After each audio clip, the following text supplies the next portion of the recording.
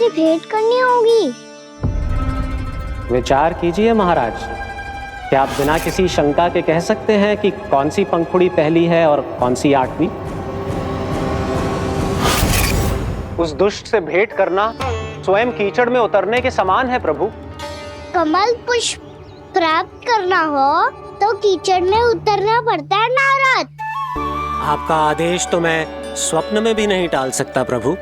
कंस कालियानाग के बारे में जान गया है, पर वो उसका सामना करने का साहस नहीं कर पाएगा।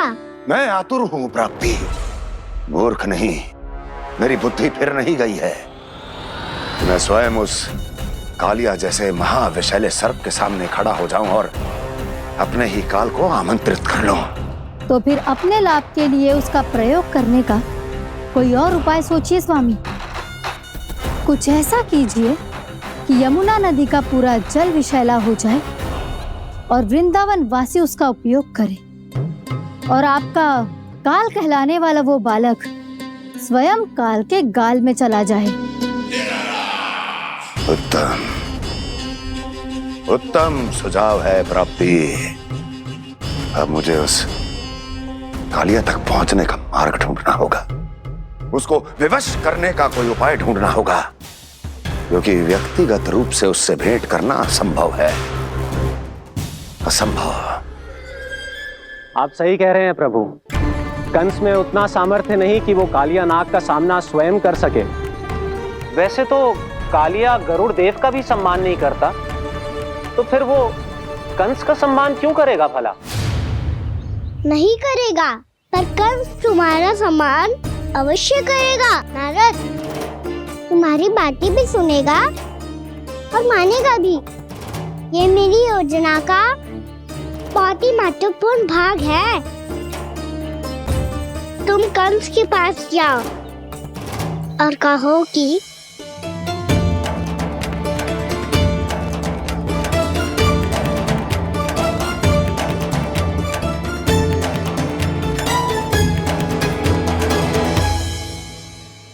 संतान अपने माता पिता को तीर्थ का सौभाग्य दिलाती, और मेरा लल्ला कितना महान कि उसने हमारे घर को ही तीर्थ बना दिया। ऐसा तीर्थ जहां मेरी आंखों के सामने भक्त और भगवान का मिलन हो रहा है। जो आज्ञा प्रभु।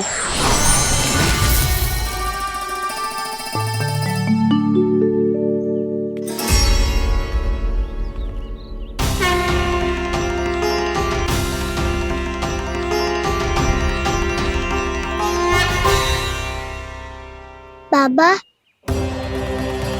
कान्हा, ये सब क्या चल रहा है? पहले काक भुसुंडी जी और फिर जे नारद जी। क्या योजना बना रहे हो तुम? कान्हा, बताना लल्ला, क्या सोच रहे तू? कहां देख, अगर तुझे अपने बाबा को ना बताना हो ना,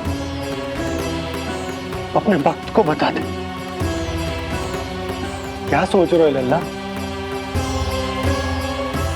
क्या करने वाले हो आप?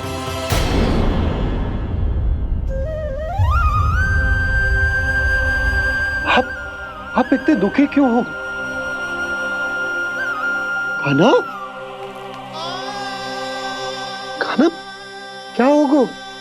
क्योंकि मुझे आभास हो गया है बाबा, समय आने वाला है। कौन सा समय आने वाला है लल्ला? इसीलिए सब कुछ बदलने वाला है। भैया को मेरा सत्य पता चल जाएगा बाबा।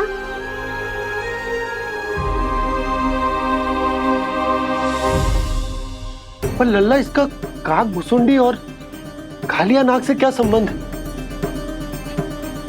ऐसा क्या हुआ था और क्या होने वाला है?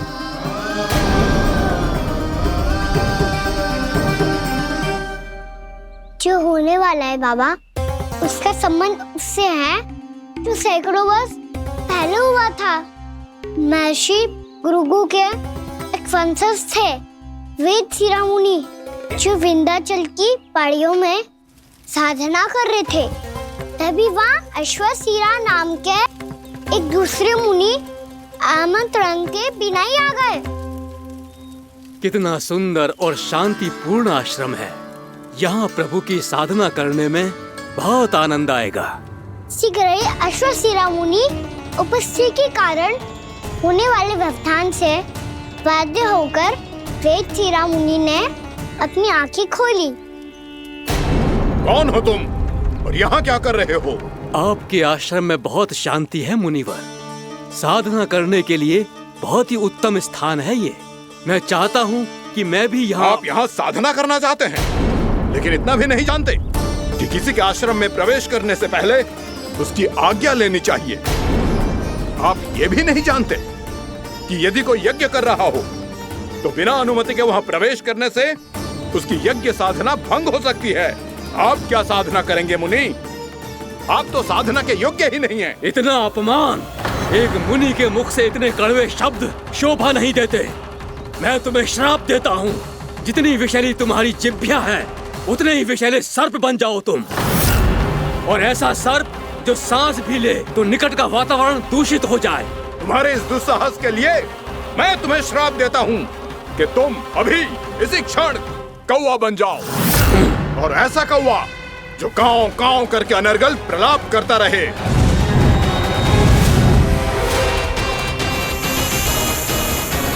ये मैंने क्या किया? ये मैंने क्या किया? क्रोध के कारण दोनों ने एक दूसरे को श्राप दे दिया। पर दोनों ही मेरे भक्त थे, और भगवान होकर मैं अपने भक्तों को इतनी कठिनाई में कैसे देख सकता था। इसीलिए जिस संकट में उन दोनों ने अपने आप को फंसा लिया था, उसका समाधान करने में मैं उनके पास गया। देखिए ना प्रभु, ये क्या हो गया हमसे। हमारी रक्षा कीजिए प्रभु, मार्ग दिखाइए हमें।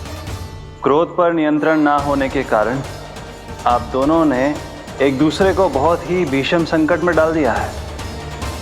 अब दोनों ही तपस्वी, तप के बल से दिए गए आपके श्राप को लौटाना भी संभव नहीं है। प्रभु कोई तो उपाय होगा, हम आपके शरण में हैं प्रभु। अपराध तो हमसे हुआ है प्रभु, पर अब आपसे ही आशा है। कुछ ऐसा कीजिए भक्त वत्सल, जिससे हम दोनों के श्राप का प्रभाव कुछ कम हो जाए। आप दोनों ही मेरे भक्त हैं, इसलिए आपकी पीड़ा का निवारण करने का एक उपाय है मेरे पास। वेदशिरा मुनि, जब आप कालिया नाग बनेंगे तो आपको मेरे चरणों को अपने शीश पर धारण करने का सौभाग्य मिलेगा। और अश्वशिरा मुनि, आप काग योनि होने के बाद भी आप श्रेष्ठतम ज्ञान और सर्वाधिक यौगिक सिद्धियों के स्वामी होंगे और प्रवचन दिया करेंगे। इसके बाद अश्वशिरा मुनि काकभूषुंडी बन गए, जिन्होंने आगे चलकर स्वयं गरुड़ देव को रामायण सुनाई। और मुनि वेदशिरा महर्षि कश्यप और देवी कत्रियों के पुत्र कालिया नाग बनकर जल में। और अब वही कालिया नाग जमराज में, जिनके कारण जानकी के प्राण लगभग चले ही गए थे। अब कालिया नाग को उचित स्थान पर भेजने का समय आ गया है बाबा। पर ये तो अच्छी बात है कान्हा, वेदशिरा मुनि को दिया हुआ तुम्हारा वचन भी पूरा हो जाएगा, जमुना जी की शुद्धि भी हो जाएगी। इस सब के बाद भी तुम दुखी क्यों हो? क्योंकि इसके बाद मैया के सामने मेरा रहस्य खुल जाएगा बाबा। उन्हें पता चल जाएगा कि उनका बालक कोई साधारण बालक ना है। भविष्य में जो होने वाला है उसे सबके सामने घटने से रोकना मेरे लिए भी संभव ना होगा। मैया को सब पता चल जाएगा। क्या पता चल जाएगा रे मुझे?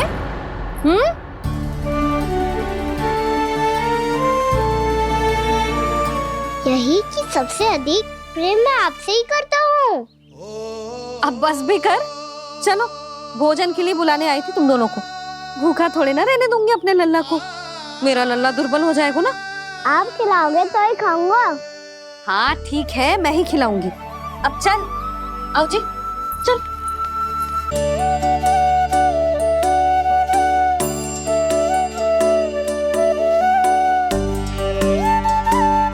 मैया खेलो ना मेरे साथ।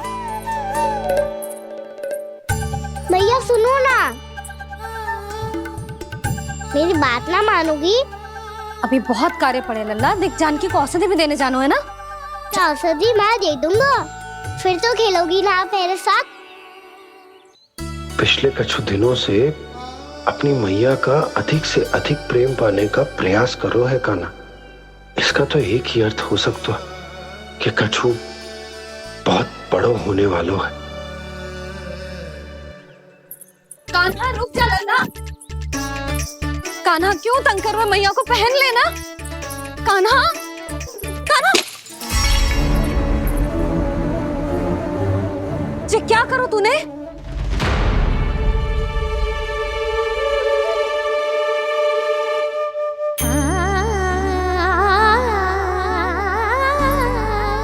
अच्छा ठीक है, अब मुंह लटकाने की आवश्यकता ना है। ये ले।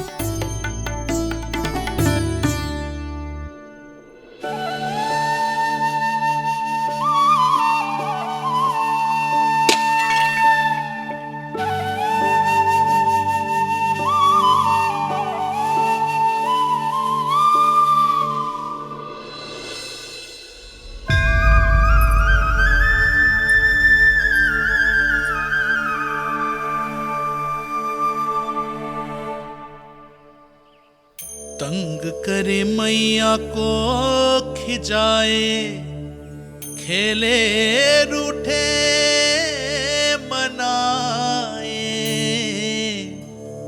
लीला अनोखी करके शरारत, कान्हा दंड भी पाए।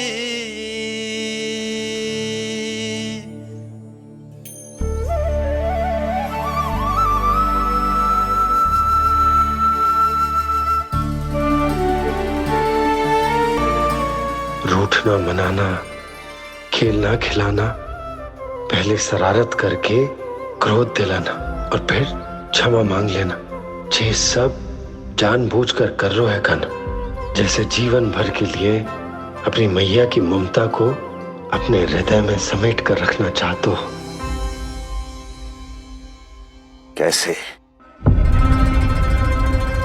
कैसे करूं उस कालिया से मित्रता, कैसे करूं उसका उपयोग?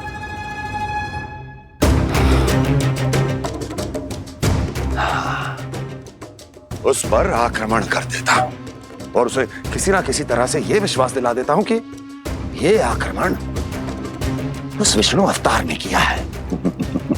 फिर वो क्रोध में आकर सारे वृंदावन वासियों को अपने विष से समाप्त कर देगा। उचित है, ये उचित है। नारायण हरि, नारायण हरि।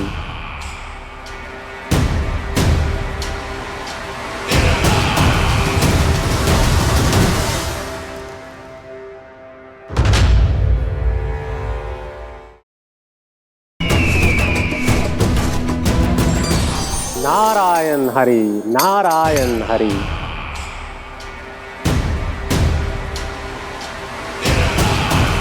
प्रणाम देवर्षि।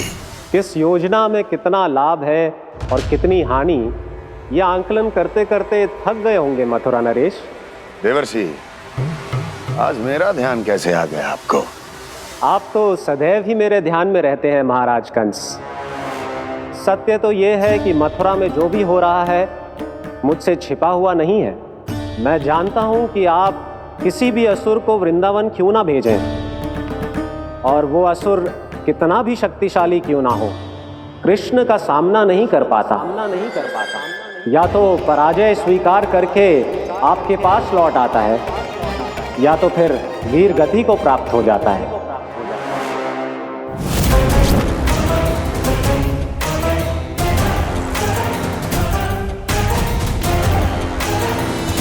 वाह, मुझे मेरी असफलताएं स्मरण कराने आए हैं, मेरे घाव को खुरेदने आए हैं, उन पे नमक छिड़कने आए हैं।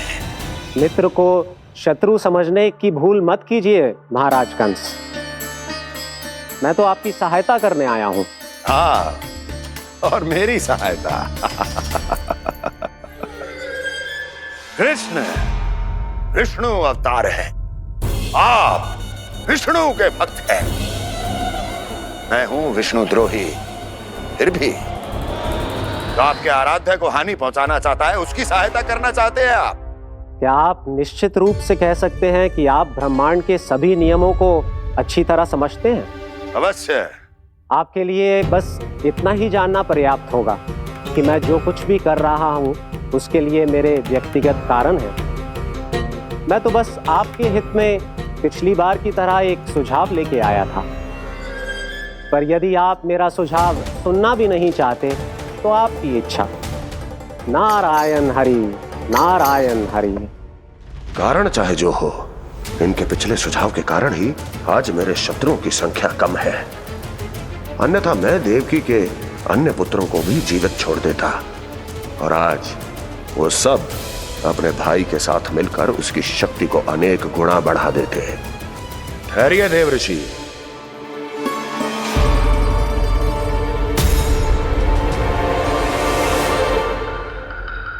बताइए, क्या सुझाव है आपके पास? मेरे सुझाव का नाम है कालिया नाग।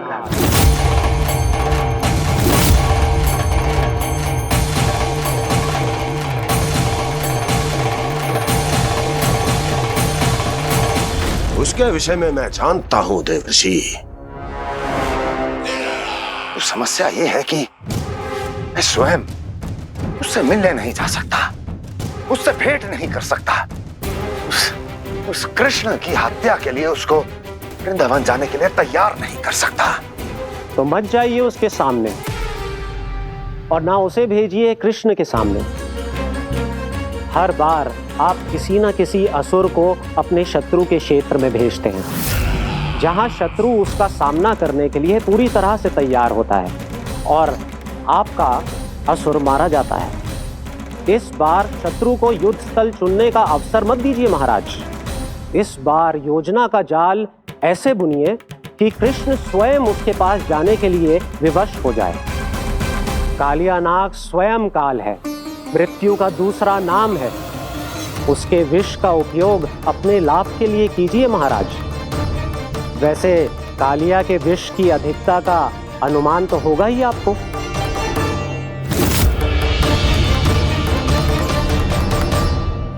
एक बार जो उसके क्षेत्र में पहुंच गया, फिर उसके विष से बचना असंभव है। उचित सुझाव है देवर्षि, उचित सुझाव है।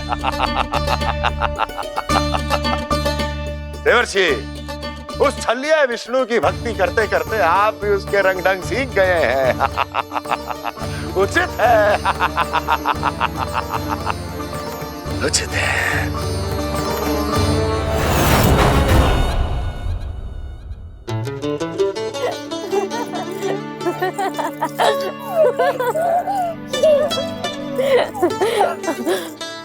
बस बस, बहुत आनंद ले लियो लला। बस अब दूध पी ले। ठहर ठहर, गर्म है। जी ले ले।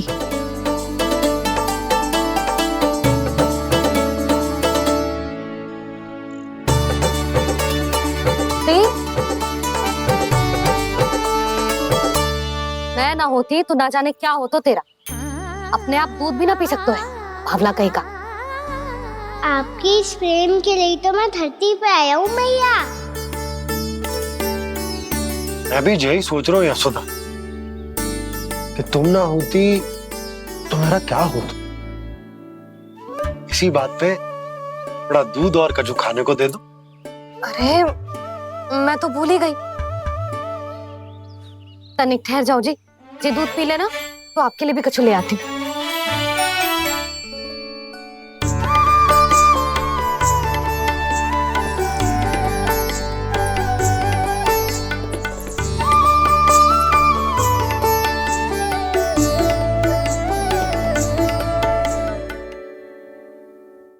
प्रणाम महाराज। आपकी आज्ञा के अनुसार बिल्कुल वैसा ही पत्र तैयार किया है जैसा आप चाहते थे।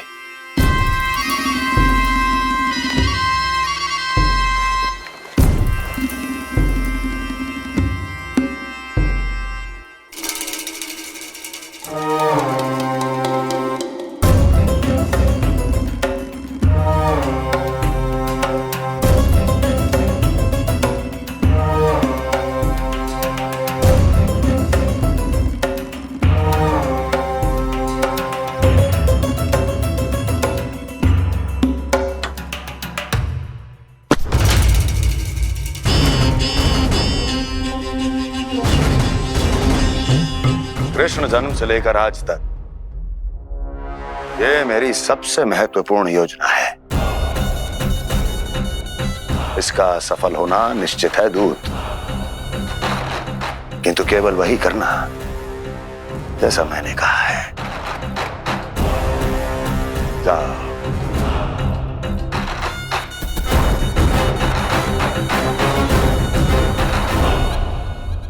कान्हा,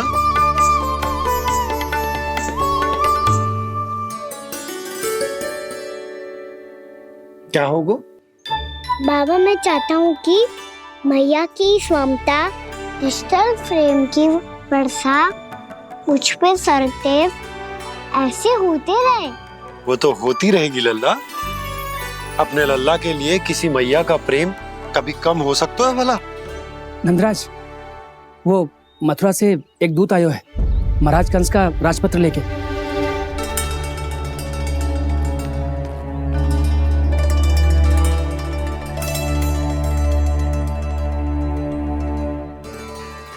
कान्हा, अब क्या करने वाला है? तेरे बाबा कहाँ गए? हाँ? कंस मामा का खेल आरंभ हो गया है, पर मैया वो सब सुनेगी तो व्यर्थ चिंतित हो जाएगी। बस थोड़ा बाहर गया मैया, कछु खा लिए से। बाहर इस समय? मैया, क्या होगा?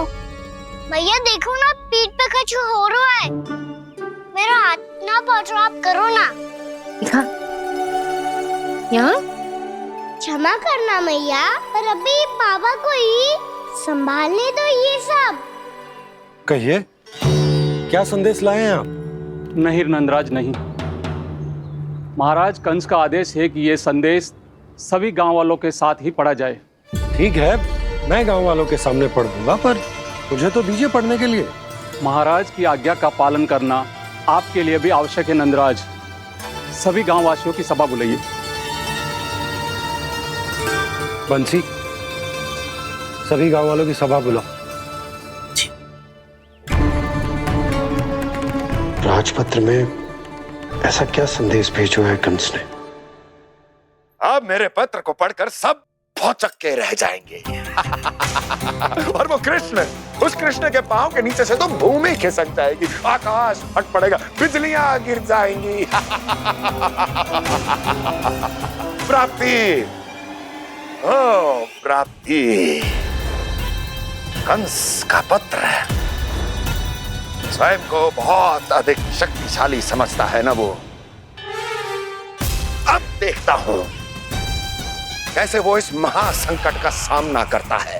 वो कृष्ण, वो अपनी मृत्यु स्वयं चुनेगा या मृत्यु की वेदी पर चढ़ा देगा प्रिय वृंदावन वासियों को।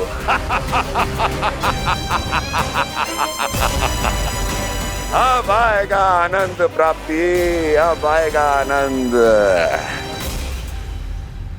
सबको इकट्ठा करवा के ही पढ़वाएगो। अवश्य ही कोई विशेष संदेश दिया होगा कंस ने। मैं भी यही सोच रही हूँ सुलक्षणा जीजी, कछु ना कछु तो विशेष है, पर जे हो क्या सकता है? हाँ, बात तो सही है। ऐसा क्या हो सकता है? सभी गांव वासियों के सामने कहा जाए, कछु तो विशेष अवश्य लग रहा है। बाहर तक कोलाहल क्यों हो रहा है? मैया, मैया, अब क्या होगा? मैया देखो ना, सर पे कछु हो रहा है। लल्ला, नारायण ने तुझे हाथ दिए हैं ना? पीठ की बात अन्य थी। अपने सिर की सेवा स्वयं कर। सर पे तो हाथ पहुंच रहा है ना?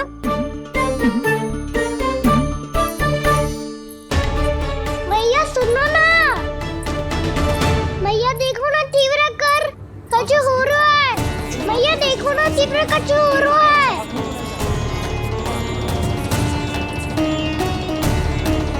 सब लोग आ चुके हैं, अपना संदेश सुनाइए आप। गोपराज नंद और सभी वृंदावन वासियों को सूचित किया जाता है कि मथुरा अधिपति और आप सभी के महाराज कंस ने कल सुबह भव्य पूजा का आयोजन किया है। इसके लिए राज्य को वृंदावन के क्षेत्र के निकट यमुना नदी के मध्य में खिलने वाले 1 कोटि कमल के पुष्पों की आवश्यकता है। इसीलिए आप सभी को यह आदेश दिया जाता है कि ये सभी कमल के पुष्प प्रथम पहर से पहले राजसभा में पहुंचा दिए जाए। सारे वो भी प्रथम पहर से पहले कैसे हो सकते हैं? यदि आप ऐसा करने में असफल रहे तो इसे राज आज्ञा का उल्लंघन माना जाएगा और राजद्रोह के आरोप में आप सभी को कड़े से कड़ा दंड दिया जाएगा। स्मरण रहे, यदि कल की पूजा में इन 1 कोटि कमल के पुष्पों का ना पहुंचने के कारण कोई व्यवधान आया तो समस्त वृंदावन वासियों को दोषी माना जाएगा और पूरे गांव को निवासियों सहित धूल में मिला दिया जाएगा। कल प्रथम पहर तक का ही समय है आप सबके पास।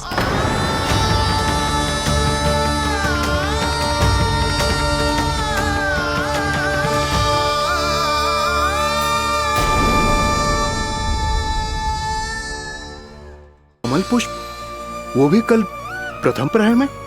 ऐसे कैसे संभव है?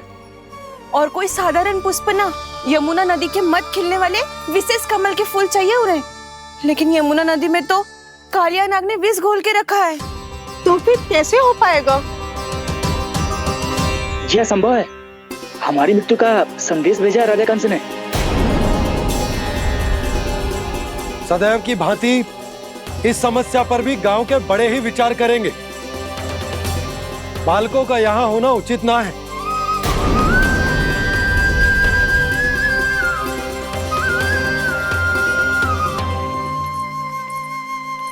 लल्ला, ले जगेंद ले, जा अपने सखाओं के साथ खेल। सुबह उज्जवल, मधुमंगल वसंता, देखो मैया ने क्या दिया है। चलो खेलें, बहुत आनंद आएगा आज।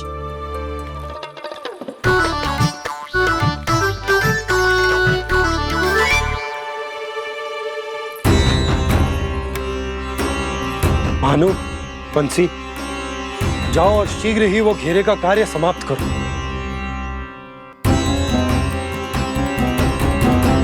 पर कछु ना कछु तो करना पड़ेगा ना।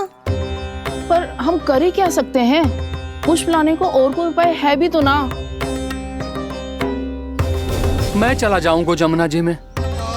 वैसे भी मेरे जीवन के कितने दिन शेष बचे हैं। गांव के लिए, समाज के लिए कुछ करके मरूं, तभी तो शांति मिलेगी।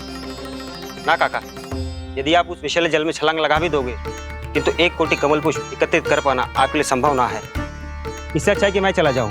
यदि मैं मर भी गया तो मेरे पीछे रोने वाला कोई ना है। किसी को कहीं जाने की आवश्यकता ना है। गोप नरेश होने के नाते ये मेरा कर्तव्य है कि मैं आप सबकी रक्षा करूं। नंदराज, आपको जाना है तो जाओ। हरिया, काका, भैया सब चले जाओ। लेकिन आपको पता है वहाँ का जल कितना विषैला है। आप लोग एक क्षण भी जीवित नहीं रह पाओगे। फिर कैसे इकट्ठा करेंगे 1 कोटि कमल पुष्प? आप बात तो सही कह रही हैं शांति। उस दुष्ट कंस ने ऐसी मांग रख के हम सबको फंसा दिया। हम में से कोई भी क्यों ना चला जाए और इस संकट का समाधान ना निकले को। कान्हा, बताना कौन सा खेल खेलें? गेंद पकड़ खेलते हैं। पर एक बात सुन लो सब, कोई भी तीव्र गति से ना फेंकेगा गेंद को। भैया ने फ्रेम बनाई है मेरे लिए। सब तैयार हो? हाँ।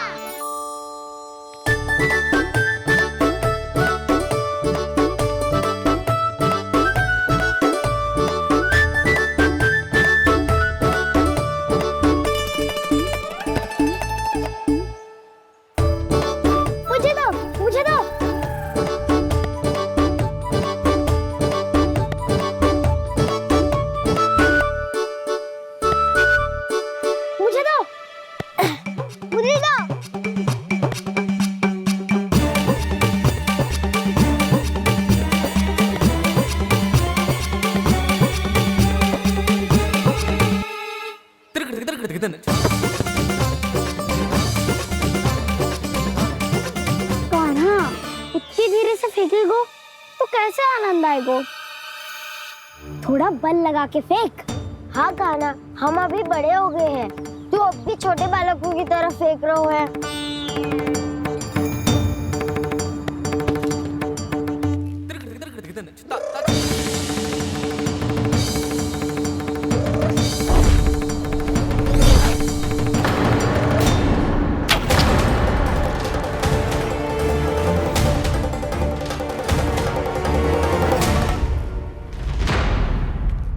दीदी जी क्या करो कान्हा, गेंद तो डूब गई।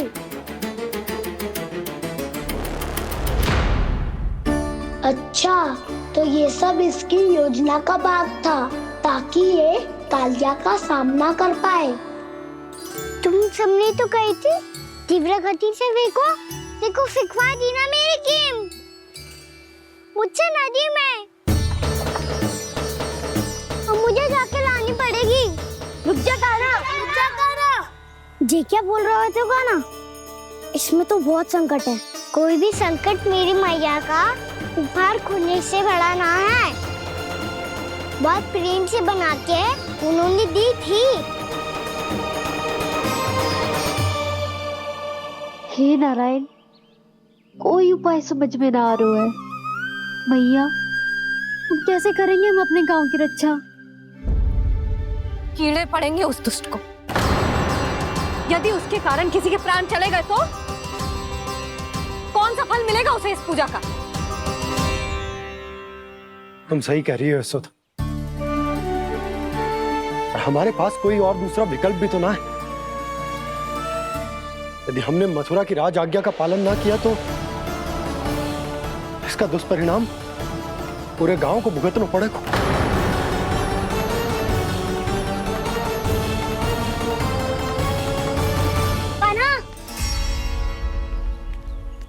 तुम्हें पता है कि तू भगवान है, दिव्य है, बहुत शक्ति है तुझमें,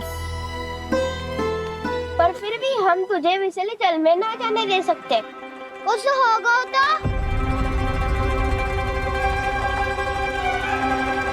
तुम सब इतनी हट कर रहे हो तो ठीक है, ना जाऊंगा। गेंद कहाँ गिरी है, कितनी दूर गई है, ये तो देख लूं, ताकि उसे बाहर निकालने का कोई उपाय ढूंढता हूँ।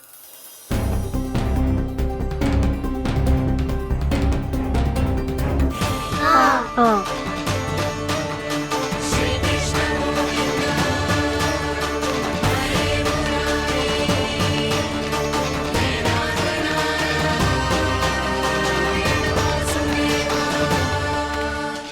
कान्हा की ये लीला तो समझ ही नहीं आ रही। पहले इसने देवश्री नारद को मथुरा जाकर कंस को भड़काने के लिए कहा, फिर स्वयं ही दुखी भी हो गया कि अब इसका रहस्य सबके सामने खुल जाएगा। और अभी स्वयं ही तो इसने कहा था कि गेंद बहुत महत्वपूर्ण है, फिर स्वयं ही उसे नदी के विषैले जल में फेंक दिया।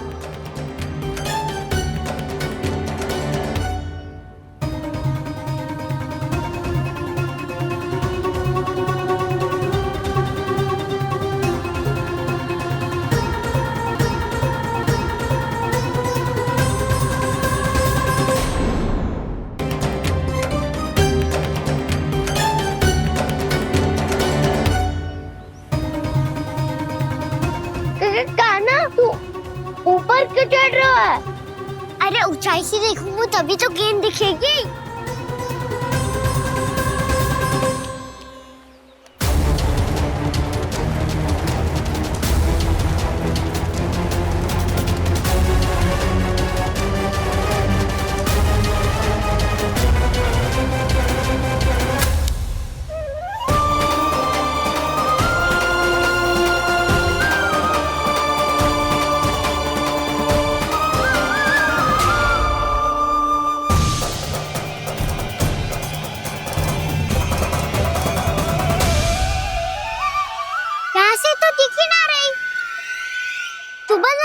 फेंकी थी ना?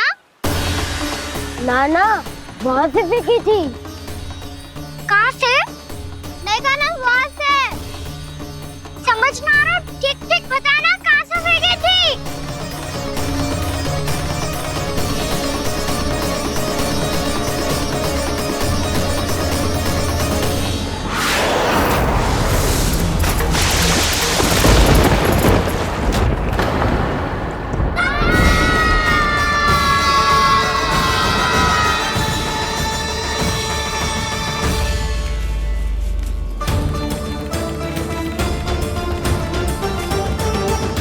कालिया नाग के क्षेत्र में जाकर कोई भी जीवित वापस ना लौट सको।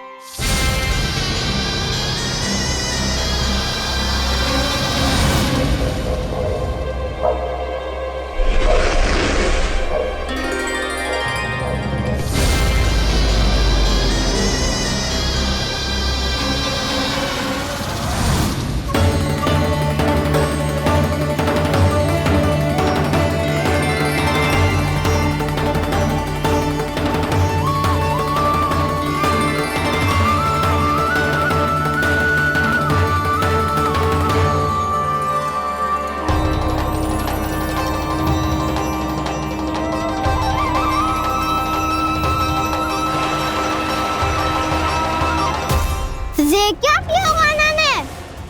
कालिया नाग तो उसे देखते ही निकल जाएगा।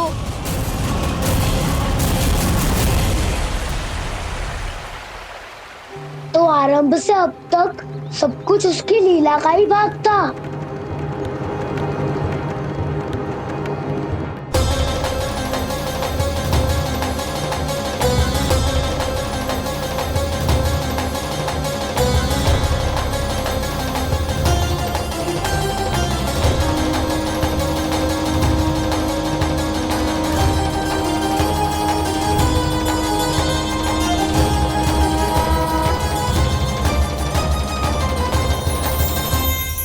इतना सुंदर रूप, मन मोहने वाली मुस्कान, अद्भुत तेज और भगवान जैसी दिव्यता।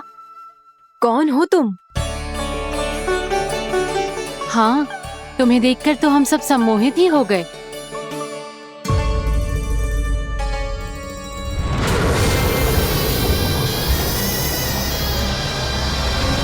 तुम जो भी हो बालक, वापस लौट जाओ। हमारा हृदय तुम्हें ही देखते रहना चाहता है, किंतु यदि हमारे पति जाग गए तो तुम्हें अवश्य हानि पहुंचाएंगे। ये बहुत विषैले है बालक, कालकोट जैसे भयानक। इनके विष से तुम नहीं बच सकोगे। नंदराज, कालिया नाग के विष का प्रभाव बढ़ते ही जा रहा है। पहले 8 कोस तक उसके विष का प्रभाव था, अब तो 1 योजन से अधिक क्षेत्र में फैलो है। जल पीने के प्रयास से अनेक पशु मारे गए हैं और नदी के निकट के वृक्ष और वनस्पति सब नष्ट होने लगे।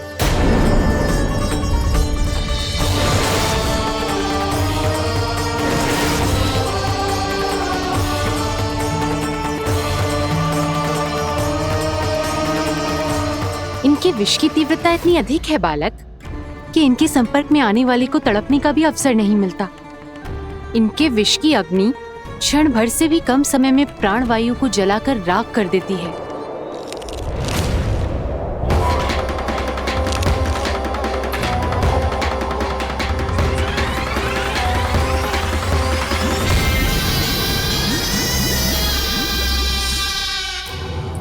तब तो समस्या और भी गंभीर हो जाएगी।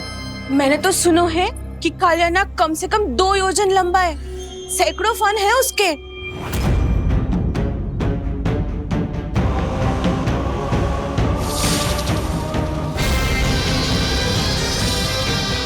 इसका अर्थ तो ये है कि हम दोनों ओर से फंस गए। एक और कंस को 1 कोटि कमल पुष्प देने जो कि कालियानाग के क्षेत्र में पड़ते हैं, और दूसरी ओर उस कालियानाग का विष यमुना जी के क्षेत्र में बढ़ता ही जा रहा। इसके कारण हम ही नहीं, निर्दोष पशु पक्षी भी संकट में।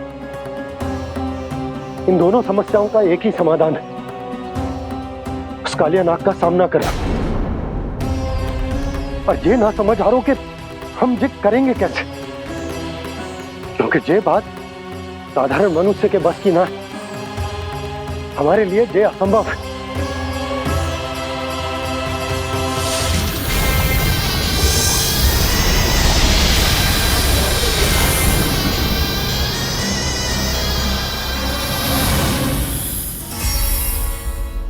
अब तो तुमने अपनी आंखों से भी देख लिया बालक, ये कितने विषैले हैं। नींद में भी विष उगलते हैं। इससे पहले कि तुम्हें कुछ हो जाए, चले जाओ यहाँ से, मान लो हमारी बात। आप सब मुझे जानती भी नहीं और फिर भी मेरी इतनी चिंता कर रही हैं आप। माँ की ममता भेदभाव नहीं जानती। तुम भी किसी के पुत्र हो और हम सब भी माँ हैं।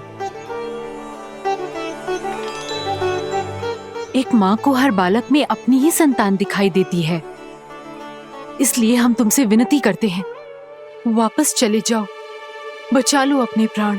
मेरी चिंता मत कीजिए, मुझे कुछ नहीं होगा। होगा, अनर्थ होगा यदि ये उठ गए तो।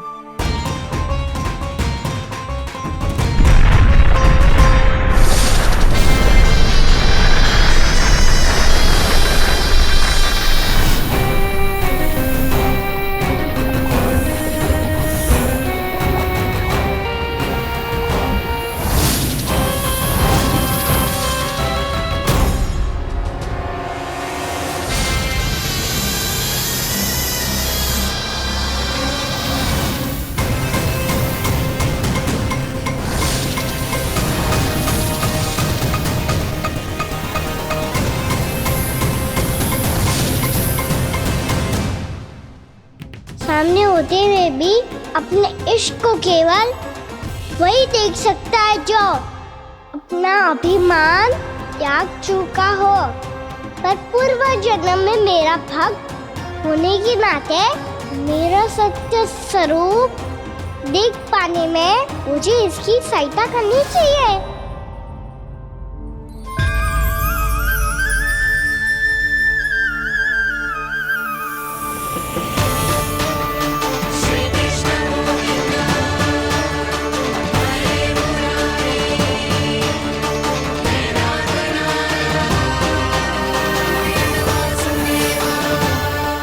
देखो हमारा छोटा सा कान्हा कैसे डट के खड़ा हुआ है, इतने विशालकाय, इतने महाभयंकर सबके सामने।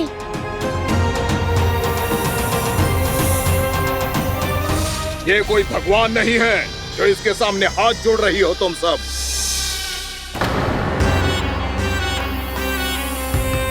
एक सामान्य साधारण बालक है ये, जो ये तक नहीं जानता कि इसके सामने है इसका काल, कालिया। तू कौन है बालक? मेरे इतने निकट आकर भी तू जीवित कैसे है? मेरी नहीं, अपनी चिंता करो कालिया। बहुत मनमानी कर ली तुमने। अब बस मैं तुम्हें रोकना हूँ। अब बस मैं तुम्हें रोकना हूँ। बित्ते भर का है तू, मेरे विष के बारे में जानता ही क्या है? और कहता है मुझे रोकने आया है। किससे? किससे रोकना चाहता है तू मुझे? मुझे क्रोध दिलाने की भूल मत कर बालक। अपनी फुंकार से ही तेरी इस मुस्कुराहट को अंतिम मुस्कुराहट बना सकता हूं मैं। शीघ्र बता, कौन है तू और किसने भेजा है तुझे? तुम्हें आवाज भी है कि अपनी पुकारों से तुम कितना विष भूल चुके हो। पवित्र यमुना नदी को कितना दूषित कर दिया तुमने। और यही नहीं, तुम्हारे कारण निकट के जीव जंतुओं, वृक्ष, वनस्पतियों सबको हानि पहुंच रही है। तो क्या, मुझे उससे क्या? मुझे है आप पति हाँ मुझे। तुम्हारे इस व्यवहार से और इसीलिए तुम्हें यहाँ से जाना होगा।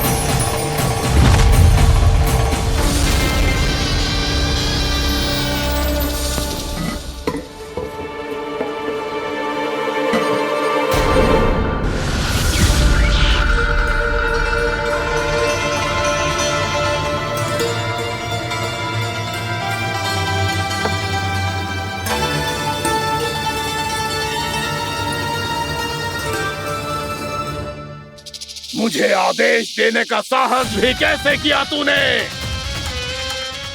इस क्षेत्र को मैंने अपना राज्य बनाया है, मेरा परिवार रहता है यहाँ, और तू मुझे यहाँ से जाने के लिए कह रहा है?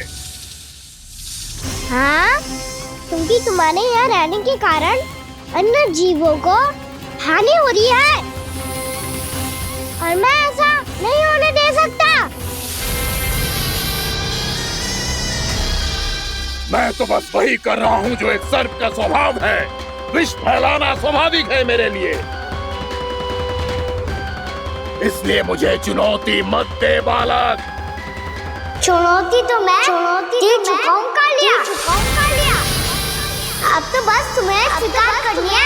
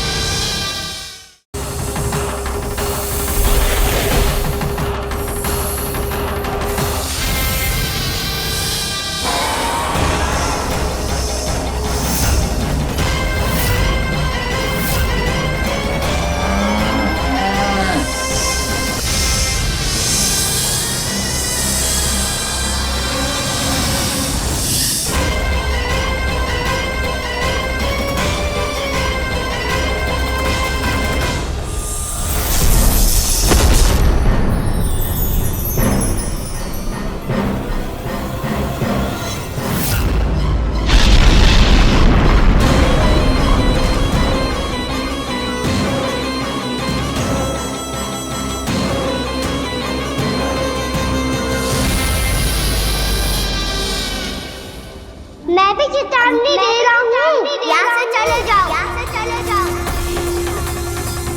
अपनी भूल को पहचानो कालिया, तुम जो कर रहे हो अनुचित है।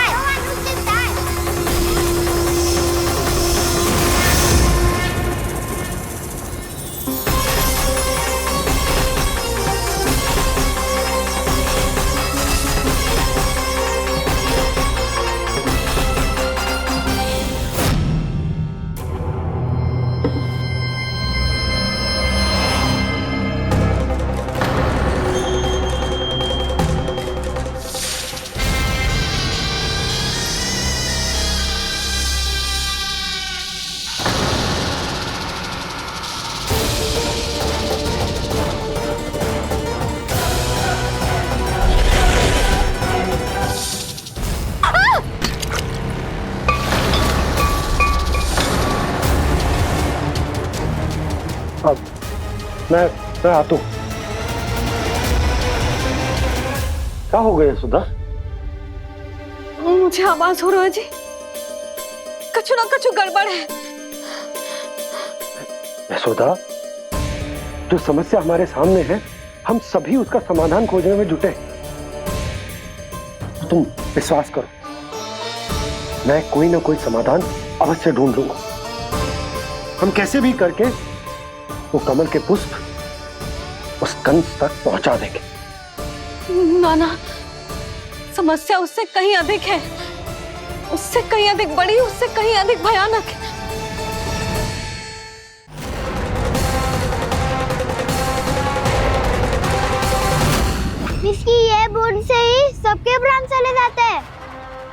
तो विस्की धारियां फेंकी है खाना पे।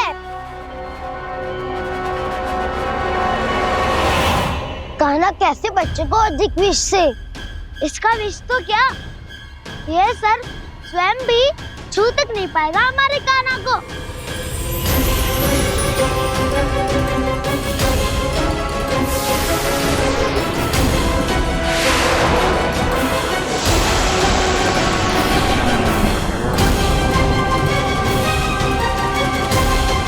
तुम्हारे सखा को, मेरे भाई को कोई हानि नहीं पहुंचा पाएगा। ये कान्हा का सत्य चाहे जो हो बलराम, पर अभी तो जो एक बालक ही है ना।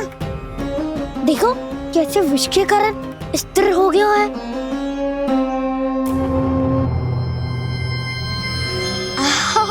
हाउ सर्फ ने कितनी आसानी से अपनी पूंछ से बांध लिया है। मुझे यहाँ से भगाना चाहता था ना तू? अब मैं तुझे दिखाऊंगा अपना सामर्थ्य। ये मूर्ख किसे बांधना चाहता है अपनी पूंछ में?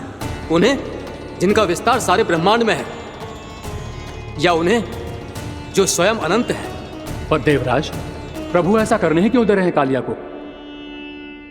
आप सब भूल रहे हैं देवगण। कालिया पूर्व जन्म में प्रभु का बहुत बड़ा भक्त था। उसी भक्ति का फल मिल रहा है अब इसे। वैसे भी भक्तों के मन का भाव सबल हो तो भगवान तो सहज ही बंध जाते हैं।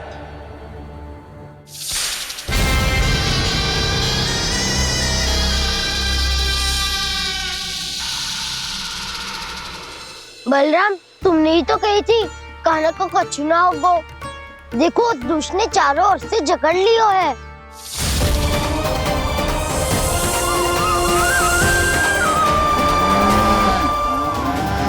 ये क्या कह रही हो तुम? जसोदा जी क्या हुआ? घबरा क्यों रही हो आप? सुलक्षणा, मुझे आभास हो रहा है कुछ बहुत बड़ी अनहोनी हो गई है। नंदराज, नंदराज, नंदराज!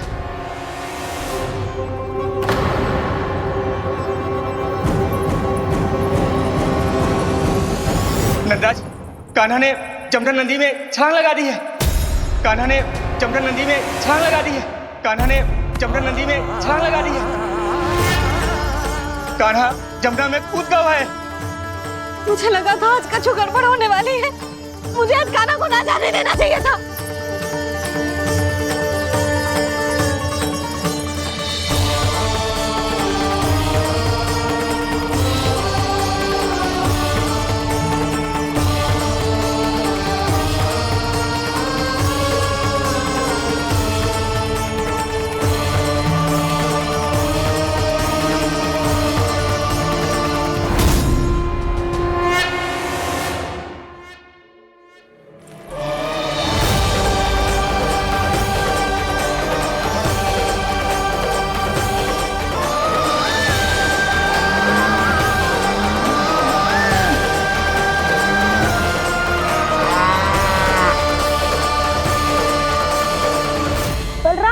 कछु करो ना।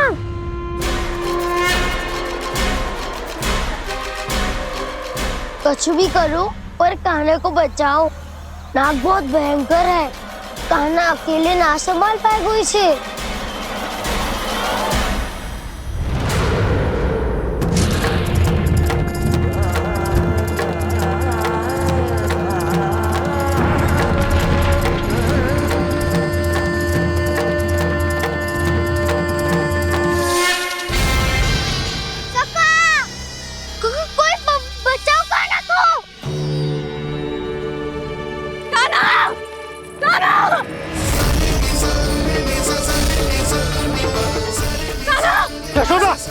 यशोदा रुको।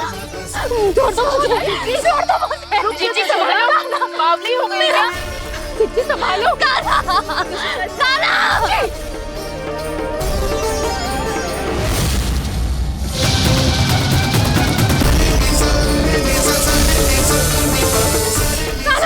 यशोदा, यशोदा रुको। छोड़ दो मुझे, प्लीज छोड़ दो मुझे। जीजी संभालो, बावली हो गई है। जीजी संभालो। कान्हा, कान्हा।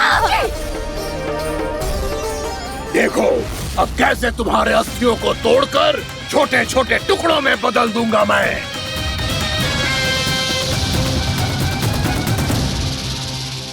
जी आप जाओगी तो आप भी फंस जाओगी। अपने लल्ला के लिए मैं किसी भी संकट का सामना करने के लिए तैयार हूँ। छोड़ो ना यशोदा, हमें कोई और उपाय खोजना पड़ेगा। कोई और उपाय? आप देख ना रही मेरा कान्हा किस दशा में है। कान्हा मैया के वश में नहीं है, नहीं तो ये अपने लल्ला के लिए साक्षात काल का भी सामना कर ले। ये तो केवल कालिया नाग है। हे नागराज, आप मेरे प्राण ले लो पर कान्हा को छोड़ दो। ना नागराज, आप मेरे प्राण ले लो, मैं विरोध भी ना करूंगी। ना नागराज, आप मुझे मार दो पर मेरे कान्हा को छोड़ दो। ना ना ना ना नागराज, मेरे प्राण ले लो, हमारे कान्हा से क्या शत्रुता है आपकी? प्रभु के लिए जो प्रेम यशोदा मैया के हृदय में है, वही इन सभी गोपियों के हृदय में भी है।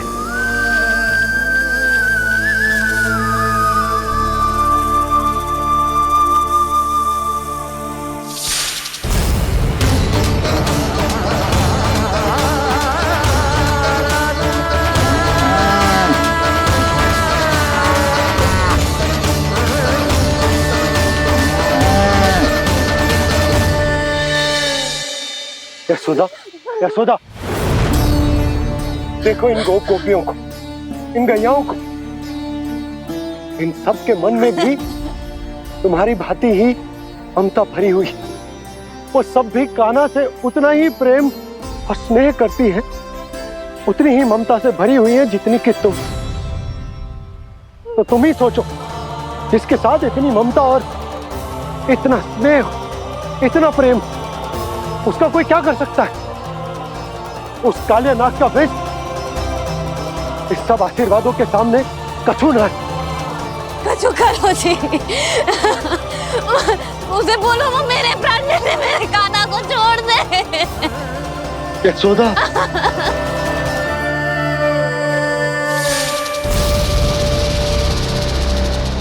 केवल इन्हीं में नहीं देवराज, नाग पत्नियों के हृदय में भी ममता का वही प्रेम उमड़ रहा है। देखिए। मैं आपके हाथ जोड़ती हूँ स्वामी, इस बालक को छोड़ दीजिए। ये अवश्य ही कोई दिव्य आत्मा है स्वामी। हम आपसे विनती करते हैं स्वामी, इस नन्हे बालक को हानि मत पहुंचाइए स्वामी। मेरी पत्नियां मेरे ही शत्रु के लिए विनती कर रही हैं। अब यदि इसके पक्ष में एक शब्द भी कहा तुम सबने, तो मैं इस बालक से पहले तुम सबके प्राण ले लूंगा। हो रहा प्रसन्न नाग कालिया, विजय को निश्चित जान।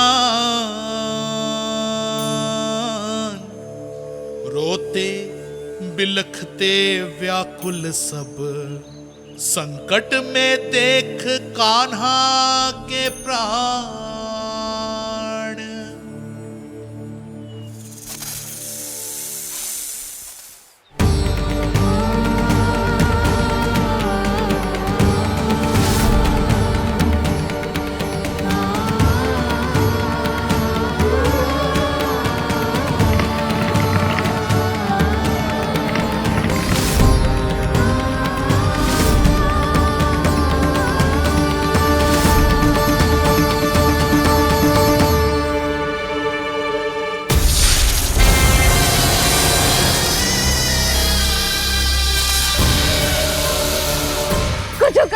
मेरे लल्ला को बचा लो, कोई तो कुछ करो। जीजी संभालो यशोदा। यशोदा, यशोदा तुम शांत हो जाओ, मैं कान्हा को वापस लेकर आऊंगा। मैं रक्षा करूंगा उसकी। ना नंदराज, नंदराज नहीं, कम से कम आप तो समझो नंदराज, कालिया के पास आप जाओगे तो आप भी फंस जाओगे।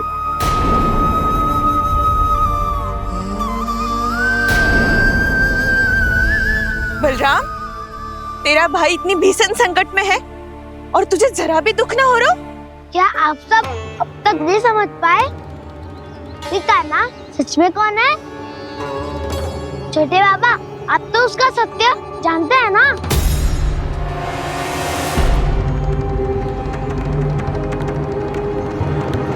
मानता हूँ कि आप सब कान्हा के रहस्य के बारे में नहीं जानते, पर क्या उसके जन्म से आज तक घटी एक से बढ़कर एक विचित्र घटनाओं को भी भूल गए हैं आप सब? भूल गए हैं कि कैसी पूतना जैसी राक्षसी उसका कुछ बिगाड़ नहीं पाई, कैसे तरनावती जैसा भयानक राक्षस उसे एक खरोच भी नहीं दे पाया था।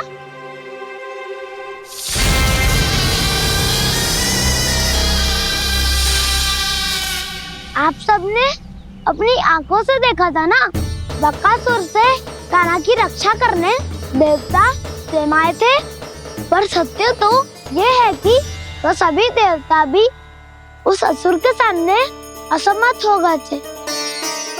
तब कान्हा ने बहुत ही आसानी से उस भयंकर असुर का वध किया था, एक ही बार में धराशायी कर दिया था उसे। तो आप सभी सोचिए, बार बार ऐसे असाधारण कार्य करने वाला बालक साधारण कैसे हो सकता है? अब तो आरंभ से ही सारा सत्य जानते हैं छोटे बाबा। रहस्य छुपाने में सदैव कान्हा की सहायता करते आए हैं आप, और आज आप स्वयं ही उसके सत्य को भूल रहे हैं। और तुम सब भी तो जानते हो कान्हा की शक्तियों के बारे में, तो क्या तनिक भी विश्वास ना है अपने सखा पे? बलराम, जे तू क्या कह रहा है? मैंने जो कहा उसका एक एक शब्द सत्य है छोटी माँ। यदि प्रभु की इच्छा हुई तभी कुछ ही क्षणों में सब कुछ अपनी आंखों से स्वयं अनुभव कर लेंगे आप।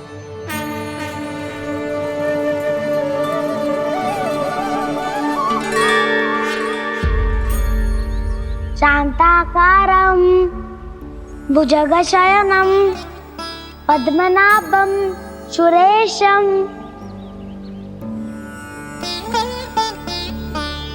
विश्वाधारं गगनसदृशं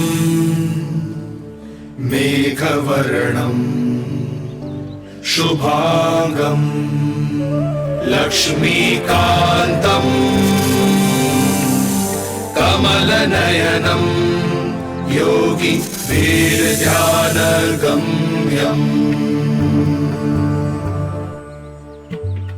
वन्दे विष्णुं भवभयहरं सर्वलोकैकनाथम्।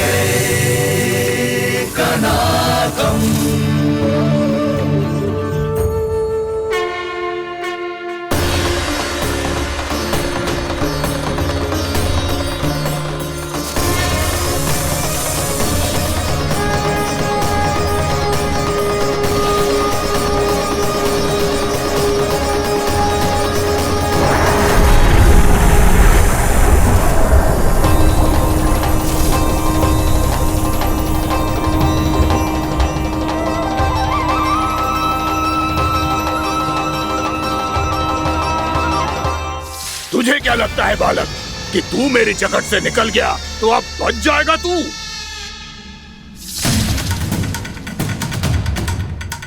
मेरे विष से अपनी प्राण रक्षा करने में सफल रहा, मेरी जगत से भी छूट गया, पर मेरे दंश से नहीं बच पाएगा।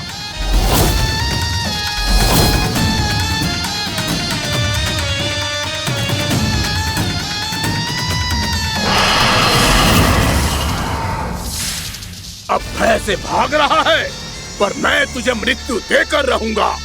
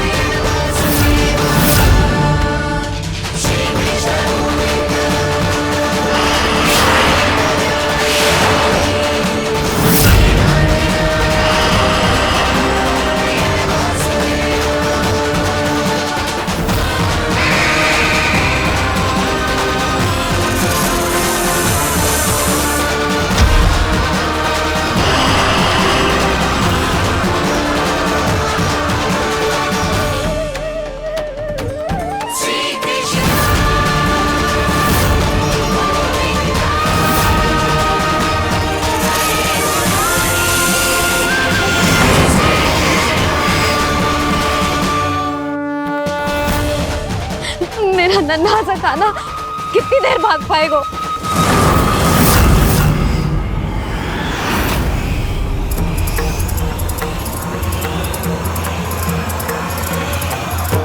और कितनी प्रतीक्षा करोगे मेरी भक्त कालिया? भक्त नहीं, काल हूँ मैं तेरा। जब अहंकार का मुकुट बुद्धि को ढक लेता है तो भक्त अपने भगवान को भी नहीं पहचान पाता। व्यर्थ की पहेली में मत उलझा बालक। ना मैं भक्त हूँ और ना तू भगवान।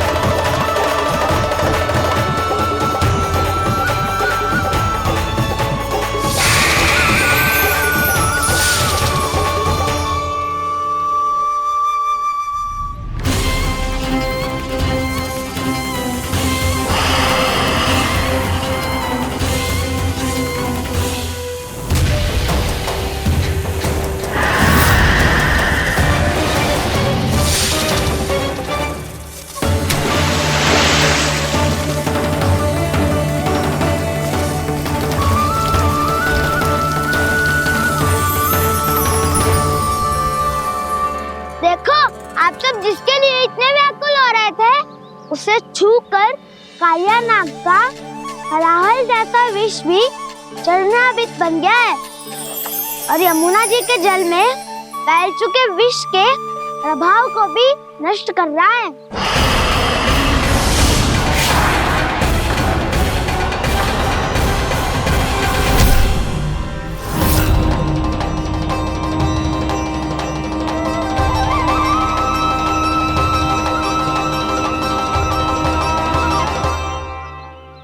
धर्म रक्षक अधर्म विनाशक प्रभु श्री कृष्ण का कौशल सचमुच अद्वितीय है। नारायण नारायण।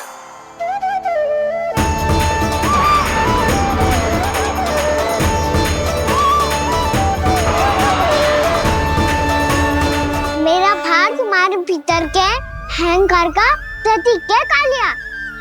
अब तुम्हारा अहंकार, तुम्हारा अनपान मेरे पाँव के नीचे है और तुम्हारी पूंछ अर्थात तुम्हारे प्राण मेरे हाथ में। अब तुम क्या करोगे भक्त?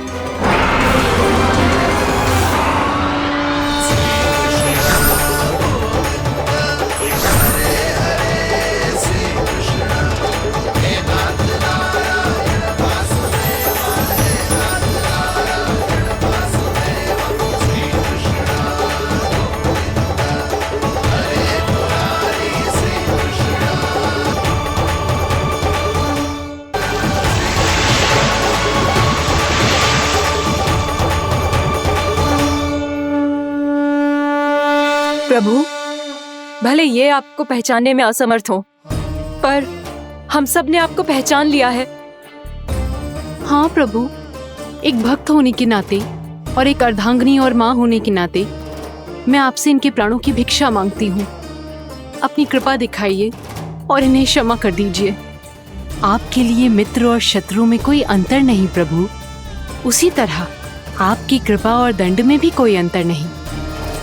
दोनों दया ही तो हैं, अकारण ही किसी को प्राप्त नहीं होती। हमें विश्वास है कि हमारे पति को मिला ये दंड कोई अभिशाप नहीं है, आपका वरदान है। ये सत्य है प्रभु कि इनसे बहुत से पाप हुए हैं। इनके विष से बहुत सारे जीव जंतु को हानि पहुंची है, पर अब आपके चरण इनके शीश पर पड़ गए हैं। ऐसी कृपा तो बड़े बड़े महान महात्माओं को भी दुर्लभ है, और इन्हें प्राप्त हुआ तो अवश्य ही ये किसी महान पुण्य का ही फल है। हे प्रभु, उन्हीं पुण्य कर्मों की शक्ति का आह्वान कर मैं आपसे विनती करती हूँ, इन्हें प्राणदान दीजिए। मैं अपने इस भक्त को क्षमा अवश्य करूंगी देवियों, यदि ये अपने अहंकार को त्याग कर मुझे पहचान ले तो।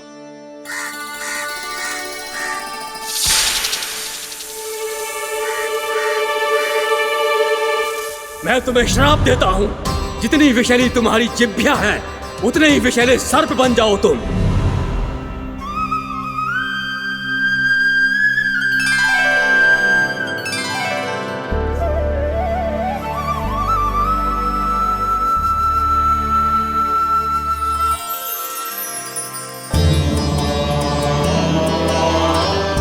नारायण, मुझे क्षमा कीजिए नारायण। मैं तो आपका परम भक्त था, किंतु मैं आपको पहचान नहीं सका। इसका दंड तो मुझे मिलना ही था, किंतु मैं अब प्रायश्चित करना चाहता हूं। इसके लिए यदि आप मेरे प्राण भी ले लेंगे तो भी मुझे कोई दुख नहीं होगा। मैं अपना जीवन, मृत्यु और अपना अस्तित्व सब कुछ आपको समर्पित करता हूं। मैं तुम्हारे क्रोध के कारण श्राप मिला, जिसे विशाल सर्प के रूप में तुम्हारा जन्म हुआ, और सर्प का तो स्वभाव है विष फैलाना, इसीलिए तुम्हें दंड नहीं दूंगा। मैं सिर्फ सभी अपराधों का पश्चाताप कर लिया, इसीलिए मैं तुम्हें क्षमा करता हूँ कालिया।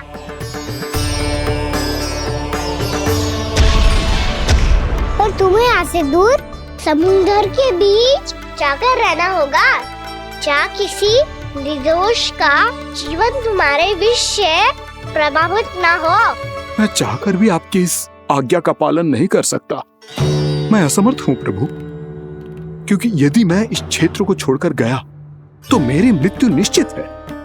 आपसे क्या छुपा है प्रभु? आप तो जानते हैं कि सर्प जाति और आपके वाहन गरुड़ के बीच अनंत शत्रुता चल रही है, जिसका प्रारंभ नागों के द्वीप नागालय से हुआ था।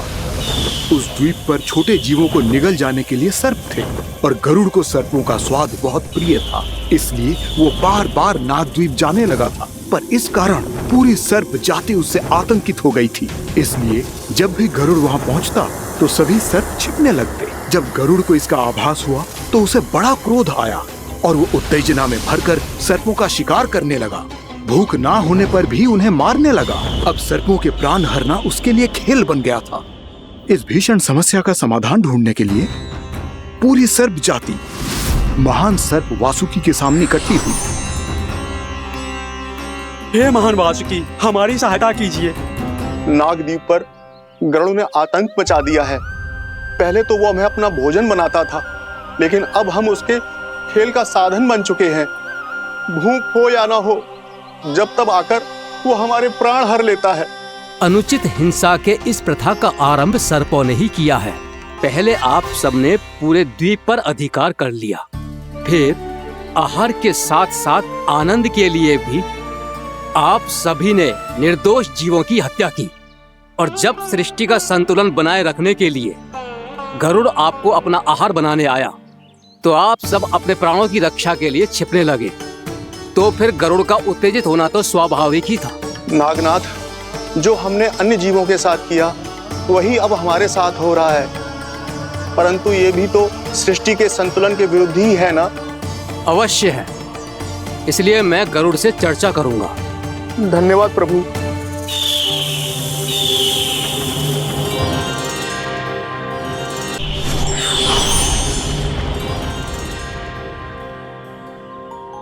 श्री नारायण के वाहन पक्षीराज गरुड़, मैं संपूर्ण सर्प जाति की ओर से आपसे एक निवेदन करने आया हूँ। कहिए, क्या कहना चाहते हैं आप?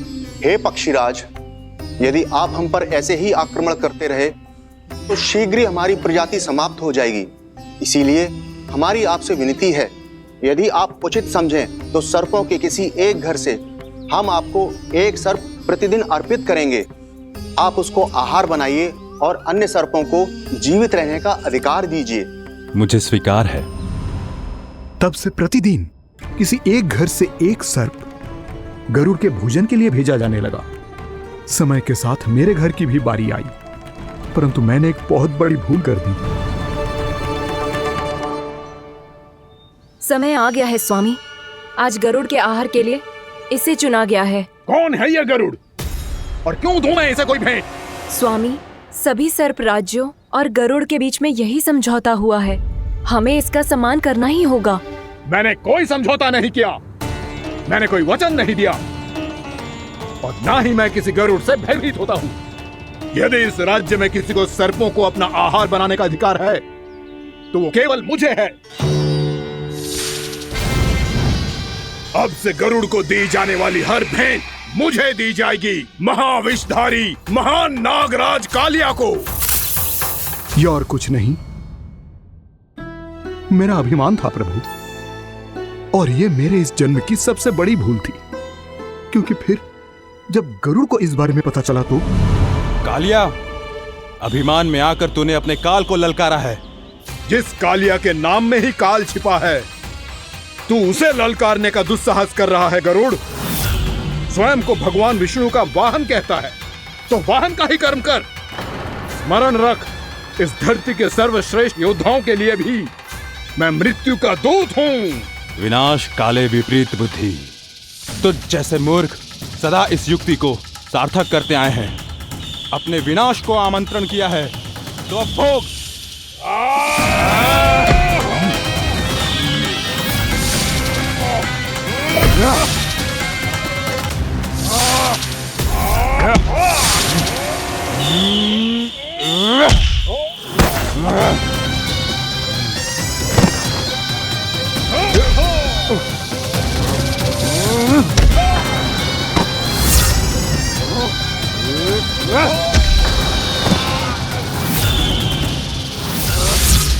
जिसने मेरा भोजन चुराने की धृष्टता की है वो इसी योग्य है। तू मुझे जानता नहीं है गरुड़, मैं महाविषधारी नाग कालिया हूँ। तेरा इतना दुस्साहस कि तूने मुझ पर चरण से प्रहार किया।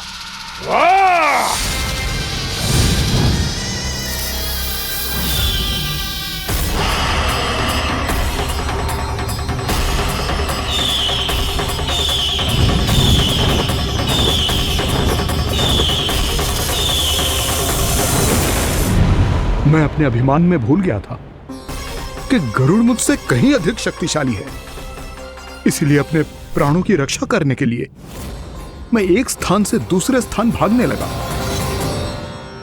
नदियां, पर्वत, यहां तक कि मैंने सागर भी लांघ डाला, पर मैं जहां भी जाता गरुड़ के रूप में मेरा काल वहीं आ जाता।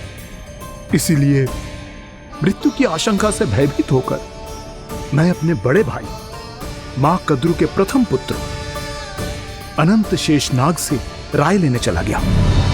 भैया, मैं यहां आपसे आपकी सहायता लेने आया हूं। मेरी एक छोटी सी भूल के कारण यह गरुड़ मेरा पीछा कर रहा है, मुझे हर समय हर स्थान पे ढूंढते रहता है। यदि उसने मुझे ढूंढ लिया तो वो निश्चित ही मेरे प्राण ले लेगा। मुझे कोई ऐसा स्थान बताइए जहां मैं अपनी पत्नी और अपनी संतानों के साथ शांति से रह सकूं। तुम यमुना नदी के किनारे वृंदावन क्षेत्र में जाके वास करो कालिया। गरुड़ वहां प्रवेश नहीं कर सकता क्योंकि उसे ऋषि सोबरी का श्राप मिला हुआ है।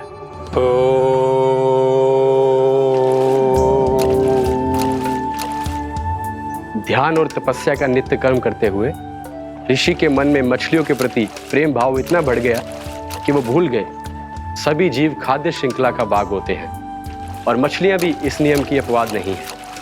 उन्हें मछलियों की अटखेली इतनी अच्छी लगने लगी कि वो इस क्षेत्र के मछुआरों को भी मछली पकड़ने की अनुमति नहीं देते थे।